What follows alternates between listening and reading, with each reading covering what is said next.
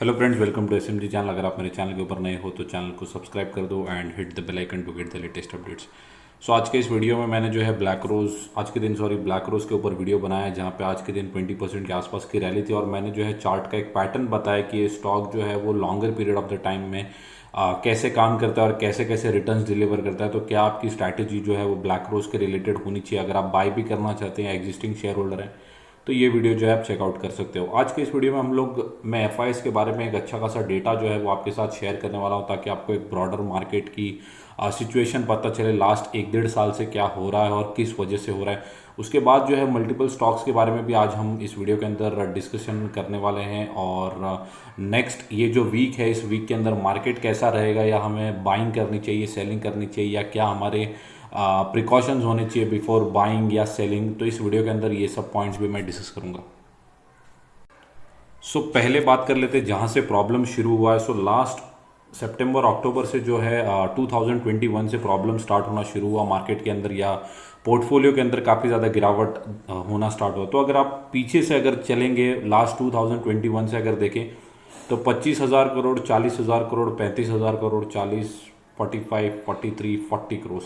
मतलब on an average जो है 35 to 40 करोड़ के आसपास की सेलिंग जो है वो हर मंथ के अंदर एफ ने की है। ये जो पूरा डेटा ये एफ का है। तो आप देख सकते हैं कि इतने हज़ार करोड़ के आसपास की जो सेलिंग है वो 2021 के एंडिंग से स्टार्ट हुई, जो कि 2021 मिड तक कंटिन्यू रही। और तब तक अगर आप देखेंगे हर ट्रेडिंग सेशन के अंदर 20-25 करोड़ के आसपास की जो बाइंग है, ऑन एन एवरेज 25-30 करोड़ के आसपास की, वो जो है वो डीआईएस ने करते हुए हमें देखने को मिले। तो डीआईएस ने जो है वो मार्केट को अच्छा खासा संभाला। बट वहीं यहाँ पे देखेंगे तो ये जो है ह्यूज अमाउंट सेलिंग यहाँ पे देखने को मिल रही है। उसके बाद अगर हम कंटिन्यू करेंगे तो जून में देखेंगे तो 58,000 करोड़ सेलिंग जो है वो बढ़ती हुई देखने को मिली। पहले 40 और 45 करोड़ के आसपास की सेलिंग हो रही थी एवरी मंथ, बट यहाँ पे अगर देखेंगे तो 58,000 करोड़ के आसपास की सेलिंग हुई। उसके बाद 6,500 करोड़ की बाइंग, और एक महीना जो है वो 22,000 करोड़ के आसपास की बाइंग जो है वो देखने को मिली। उसके बाद अगर आप देखेंगे तो सेलिंग जो है वो थोड़ी सी धीमी होते हुए देखने को मिली, बट कोई ऐसा मेजर बाइंग जो है वो देखने को नहीं मिली, एक्सेप्ट नवंबर के महीने में जो है वो बाइंग देखने को मिली, और लास्ट मंथ जो है वो मार्च के अंदर बाइंग देखने को मिली। अगर आप देखेंगे तो 2 साल के अंदर लगभग सिर्फ 2 से 3 या लगभग 4 बार पकड़ ले, लगभग 50,000 करोड़ का जो माल है वो एफ ने बाय किया। बट अगर वहीं आप देखेंगे तो यहाँ पे डीआईएस ने जो है वो कंटिन्यूस बेसिस के ऊपर बाइंग जो है वो मार्केट के अंदर करते हुए देखने को मिले हैं। यहाँ पे अगर आप देखें तो लास्ट 22 में 58,000 करोड़ और 54,000 करोड़ के आसपास की सेलिंग की है। तो वहीं डीआईएस ने जो है वो लगभग 46 और 50,000 करोड़ के आसपास की जो बाइंग है उसको किया है और मार्केट को जो है संभाला। तो ये जो था वो एक ओवरव्यू था कि मार्केट के अंदर पिछले 2 साल से क्या हो रहा है और किस रीज़न से हो रहा है। और आज के दिन भी अगर देखेंगे 3 अप्रैल के दिन लगभग 321 करोड़ के आसपास की जो बाइंग है वो एफ करते हुए देखने को मिले। उसके सामने उतनी ही जो है लगभग बिकवाली डीआईएस ने भी की है। तो आपको ये भी सोचना होगा कि अगर डीआईएस कंटिन्यूसली बेसिस के ऊपर बाय कर रहे हैं तो 1-2 सेशन ऐसे आएंगे महीने के अंदर, हो सकता है कि 10 दिन सेलिंग करें और 20 दिन के आसपास बाइंग करें। तो ये जो है रफ एस्टिमेट है, क्योंकि 22 दिन ही सिर्फ मार्केट चलता है। तो उतनी रेगुलर बाइंग तो नहीं होगी, बट जहाँ पे एफ ज़्यादा सेल करते हैं वहाँ पे डीआईएस अच्छा खासा बाय करके मार्केट को स्टेबल करने का काम अभी तो 2 साल से, अक्टूबर 2021 से जो सिचुएशन स्टार्ट हुई है, ये मैंने पूरा डेटा बता दिया है कि 1.5 साल से अगर आपकी पोर्टफोलियो के अंदर कोई तेज़ी या रिटर्न्स नहीं दिख रहे तो उसका मेजर रीज़न ये देखने को मिलता है। पहला जो हमारा स्टॉक है वो है डीमार्ट। तो मैंने डीमार्ट को काफ़ी बार कवर किया है कि इसको अपने पोर्टफोलियो के अंदर आपने रखना चाहिए। 3300 के आसपास जो था वो स्टॉक ट्रेड कर रहा था और वो अच्छा खासा सपोर्ट लेवल भी था, और वहाँ से जो है कंपनी ने अच्छा खासा बाउंस करके दिखाया। आज के दिन 5% के आसपास की तेजी जो है वो स्टॉक के अंदर देखने को मिली। यहाँ पे आप देख सकते हैं कि एक ही टेरिटरी के अंदर जो है स्टॉक ट्रेड करते हुए देखने को मिला, और उसके बाद जो है आज मार्केट के अंदर बहुत ज़्यादा तेज़ी तो नहीं देखने को मिली, बट मार्केट जो है वो थोड़ा सा स्ट्रांग देखने को मिल रहा था, जहाँ पे ये लार्ज कैप स्टॉक ने जो है वो अपने अच्छे खासे रिटर्न जो है पेश किया आज के दिन में। तो यहाँ पे एवेन्यू सुपरमार्ट्स के अंदर वापस से एक अपॉर्चुनिटी मिल सकती है, क्योंकि आरबीआई की जो एमपीसी मीट है वो इसी वीक के अंदर है। तो हो सकता है कि स्टॉक के अंदर वापस से करेक्शन आए, क्योंकि मार्केट के अंदर अनुमान है कि 25 बेसिस पॉइंट्स के आसपास की जो इंटरेस्ट रेट हाइक है वो हो सकता है। तो वो अगर हो होगा तो मार्केट के अंदर थोड़ा सा नेगेटिव सेंटीमेंट होगा। थर्सडे के दिन वीकली एक्सपायरी भी देखने को मिल सकते हैं। तो ये स्टॉक के अंदर जो है आप अपनी अगर आप निवेश करना चाहते हैं या एवरेज करना चाहते हैं तो उसका थोड़ा सा वेट करिए कि हो सकता है कि आरबीआई का जो डिसीजन है उसके बेसिस के ऊपर मार्केट नेगेटिव रिएक्ट करे और यहाँ पे भी अगर 2-3% के आसपास की वापस से गिरावट देखने को मिलती है तो वहाँ पे जो है आप बाइंग करके चल सकते हैं। और ये जो है वो एक अच्छा खासा एग्जाम्पल है कि स्टॉक जो है वो आपको अच्छा खासा मौका देता है। बट अगर आप यहाँ पे बाइंग नहीं करते तो यहाँ पे आप 5% के हो सकता है कि यहाँ से और भी गिरावट हो और स्टॉक 3000 के आसपास भी चला जाए, ये तो कोई प्रेडिक्ट नहीं कर सकता। बट अगर आप बाइंग करना चाहते हैं तो स्टैगर्ड वे में हर गिरावट के अंदर जो है बाय कर सकते हैं। आज के दिन जो है स्मॉल कैप स्टॉक्स के अंदर भी काफ़ी अच्छी रैली देखने को मिली। बालाजी अमाइंस जो कि एक अमाइंस बिजनेस में है, केमिकल सेक्टर के अंदर कंपनी काम करती है, 8% के आसपास की तेज़ी देखने को मिली। स्टॉक जो है वो लगभग 2800-3000 के आसपास ट्रेड कर रहा था। उसके पहले अगर देखेंगे तो 3800 के आसपास ट्रेड कर रहा था। तो पहले जो है वो 2800 के लेवल पर आया, उसके बाद 2500 के लेवल के ऊपर, उसके बाद 1900 के लेवल के आसपास भी ट्रेड कर रहा था। और आज के दिन अगर जाके देखें तो 150 पॉइंट के आसपास की रिकवरी जो है वो स्टॉक के अंदर देखने को मिली। अगर मैं आपको एक साल का चार्ट बताऊं तो एक साल के अंदर स्टॉक जो है वो ऑलमोस्ट अपने ऑल टाइम हाई से काफ़ी ज़्यादा करेक्ट 45% के आसपास 50% के आसपास का जो करेक्शन है स्टॉक के अंदर हो चुका है। बस एक कंपनी काफ़ी अच्छी है बट क्वार्टरली नंबर्स काफ़ी ख़राब थे क्योंकि रॉ मटेरियल के प्राइसेस बढ़ चुके हैं इन्फ्लेशन की वजह से, ये हम सबको पता है, मैं रिपीट नहीं करना चाहता। मार्केट कैप देखें तो 6500-7000 करोड़ के आसपास की मार्केट कैप है। सो यहाँ पे जो आपका निवेश है वो लिमिटेड होना चाहिए। कंपनी काफ़ी अच्छी है, हो सकता है कि वापस से अच्छा खासा बाउंस बैक करे। स्मॉल कैप के अंदर आपको यही चीज़ ध्यान में रखनी है कि स्टॉक जो है वो कभी भी 15-20% के आसपास का रिटर्न दे सकता है। मैंने ब्लैक रोज को भी आज के दिन कवर किया तो एक ही दिन में 20% की रिकवरी जो है वो स्मॉल कैप के अंदर देखने को मिल जाती है। अगर आप फॉर एग्जांपल रिलायंस की बात करें तो रिलायंस जो है वो 15% अभी फॉर एग्जांपल अपने ऑल टाइम हाई से अभी के लिए डाउन देखने को मिल रहा है। बट 15% की जो तेजी है वो रिलायंस के अंदर एक दिन में नहीं आ सकती बट स्मॉल कैप शेयर्स के अंदर आते हुए देखने को मिलती है क्योंकि वहाँ पे जो रिस्क होता है वो भी काफ़ी ज़्यादा देखने को मिलता है। 50-60% के आसपास की गिरावट जो है वो स्मॉल कैप शेयर्स के अंदर होती है। तो आपको ये भी चीज़ ध्यान में रखनी है कि आप जहाँ पे भी निवेश करते हैं तो वहाँ पे रिस्क और रिवॉर्ड रेशियो क्या है। ओवरऑल कंपनी काफ़ी अच्छी, आप होल्ड कर सकते हैं बट मैं एवरेज करने की सलाह नहीं दूंगा क्योंकि 8% की तेज़ी ऑलरेडी हो चुकी है। तो वापस से अगर गिरावट होती है और वही लेवल्स के ऊपर आपको वापस देखने को मिलता है तो आप वापस से जो है बाइंग यहाँ पे लगभग 1950 के आसपास जो है वापस से अगर आते हुए देखने को मिलेगा तो आप वापस से बाइंग कर सकते हैं। लास्ट ट्रेडिंग सेशन में अगर देखेंगे तो निफ्टी के अंदर जब 300 पॉइंट के आसपास की रैली हुई थी, सेंसेक्स के अंदर 1000 पॉइंट्स के आसपास की तेजी, तो बजाज फाइनेंस के अंदर कोई तेजी देखने को नहीं मिली थी। आज मार्केट थोड़ा सा फ्लैट ट्रेड कर रहा था, यहाँ पे लगभग 2% के आसपास की तेजी देखने को मिल चुकी है। सो स्टॉक जो है वो अगर आप यहाँ पे देखेंगे 5 दिन या 1 महीने के चार्ट में तो ये जो लेवल है वो लेवल को काफ़ी ज़्यादा सपोर्ट किया है। 5500 5600 के आसपास का जो प्राइस बैंड है वहाँ से स्टॉक ने वापस से बाउंस बैक करते हुए देखने को मिला है। वो अगर आप देखेंगे तो ये जो लेवल है ये लेवल पे पहली बार आया और वापस से जो है वो बाउंस बैक करते हुए ये स्टॉक देखने को मिल रहा है। तो ये देखना होगा कि ये रैली सस्टेन होती है, 5800 के ऊपर जाता है या 6000 टच करता है या वापस से 5500 के आसपास देखने को मिला है। क्योंकि वापस से मैं कहूँगा कि आरबीआई की मीटिंग है तो बैंकिंग और फाइनेंशियल सेक्टर्स के ऊपर काफ़ी ज़्यादा इम्पैक्ट जो है उस डिसीजन का होगा।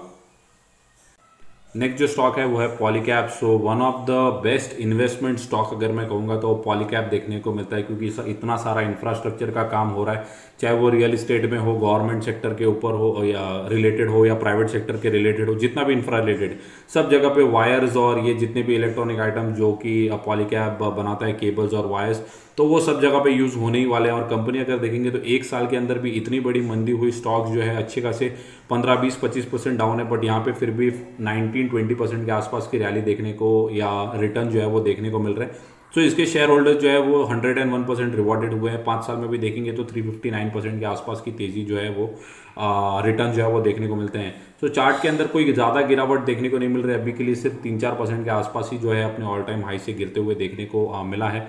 सो मैं यही कहूँगा कि यहाँ पे अगर गिरावट होती है तो हर डिप्स के अंदर जो है वो बाई की रणनीति आपको अपनानी है।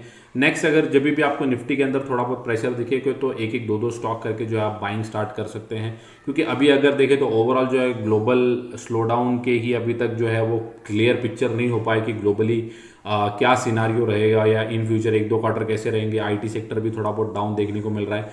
उसके बाद ये जो सऊदी अरेबिया और चाइना जो है वो युआन में ट्रेड करने वाले, उसका इम्पैक्ट जो है वो डॉलर के ऊपर क्या हो सकता है। सो ये सब मल्टीपल एस्पेक्ट जो है वो नेक्स्ट 2 क्वार्टर्स के अंदर देखने को मिलेंगे तो उसका इम्पैक्ट मार्केट के ऊपर क्या होता है, इसलिए आपको जो है स्लोली ही बाइंग करनी है, आपके कैपिटल को जो है वो बचा के रखना है। नेक्स्ट जो स्टॉक है वो है लक्ष्मी ऑर्गेनिक्स। तो इसको ही मैंने काफ़ी बार कवर किया है अपने चैनल के ऊपर। आज के दिन देखें तो लगभग 9% के आसपास की तेज़ी देखने को मिल रही है। 6,500 करोड़ के आसपास की मार्केट कैप है।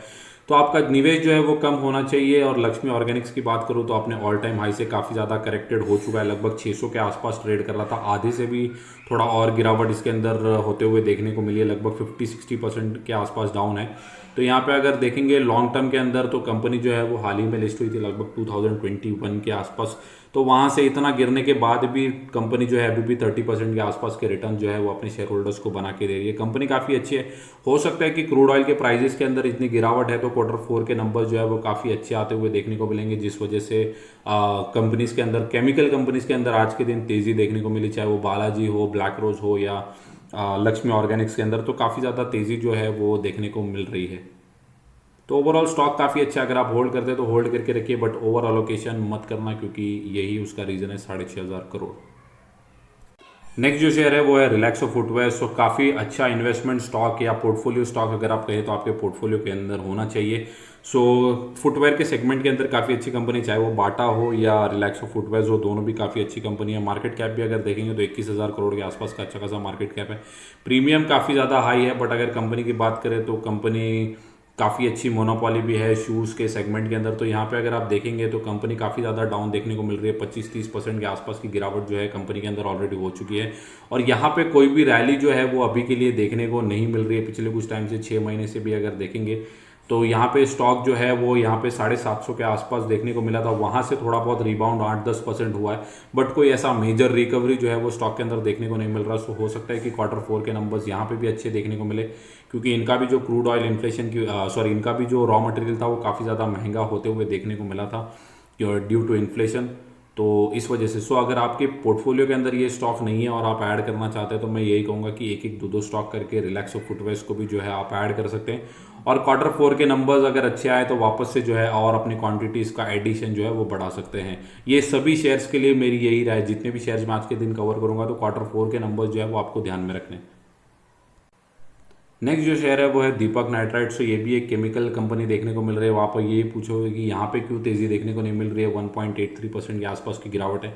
सो सभी स्टॉक्स एक साथ भागेंगे, ये कोई एक फॉर्मूला नहीं है। स्टॉक मार्केट के अंदर हर शेयर की अपनी अलग चाल होती है और वो अपने टाइम के ऊपर दिखाता है। तो यहाँ पे अगर आप देखेंगे तो 1800 का जो वो सपोर्ट है उसको काफ़ी बार स्टॉक टेस्ट कर चुका है और वापस से जो है 1780 के पास भी गया था। वहाँ से अच्छी खासी रैली भी देखने को मिली थी 1850 के आसपास, बट वापस से जो है स्टॉक के अंदर गिरावट हो चुकी है। सो ये 1750 और 1800 के आसपास का जो लेवल है इसको जो है वो अगर वो सपोर्ट करता है तो मुझे ऐसा लगता है कि स्टॉक के अंदर फिर भी स्ट्रेंथ देखने को मिल सकती है। बट अगर ये ब्रीच हो जाता है तो हो सकता है कि वापस से 1650-1600 के आसपास स्टॉक आते हुए देखने को मिले। सो बाइंग की कोई जल्दबाजी आपको यहाँ पे नहीं करनी है। अभी भी स्टॉक जो है वो 3,000 के आसपास स्टॉक ट्रेड कर रहा था, वहाँ से अच्छी खासी गिरावट जो है स्टॉक के अंदर हो चुकी है। सो उसके बावजूद भी अगर आप देखेंगे तो 600% के आसपास की तेज़ी जो है वो यहाँ पे दे दिया है दीपक नाइट्राइट ने।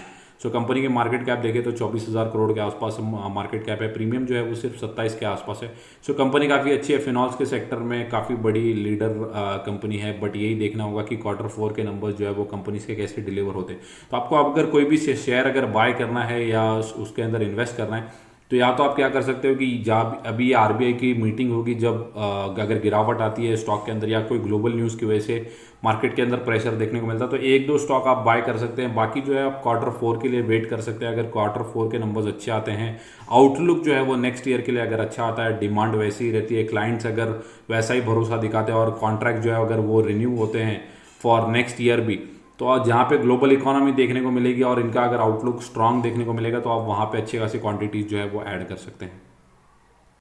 नेक्स्ट जो स्टॉक है ये है एफएल इंडिया। सो एडवर्टीजमेंट के अंदर टेक बेस्ड कंपनी है। तो यहाँ पे अगर देखें तो ये भी कंपनी काफ़ी ज़्यादा प्रेशर के अंदर देखने को मिल रही है। स्टॉक काफ़ी ज़्यादा करेक्टेड हो चुका है।